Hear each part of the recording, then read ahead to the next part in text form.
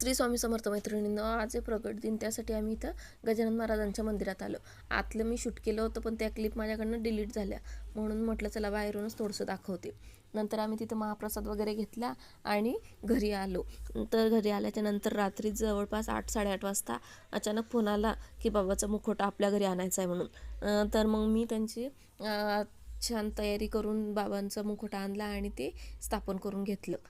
हे बघा तुम्ही, बाबांचं रूप किती सुरेख दिसतंय आणि चेहऱ्यावर असं हास्य दिसतं हे की एकदम प्रसन्न बाबा. मी तुम्हाला जवळून दाखवते आणि तुम्ही पण दर्शन घ्या. प्रगट दिनाच्या दिवशीचं हे रूप आहे आणि त्या दिवशी विशेष करून आपल्याकडे आले म्हणजे हे पण भाग्यच मानावं लागेल. नंतर मी स्वयंपाक वगैरे बनवून घेतला आणि बाबांना नैवेद्य दाखवला. तर मुलांसाठी काहीतरी करायचं म्हणून मी थोडेसे कणिक भाजून लाडू करून घेणार होते. तर मधातच पोरं म्हटले की आम्हाला भेळ करायची. म्हटलं मग करा तुम्ही आता तुमच्या हाताने.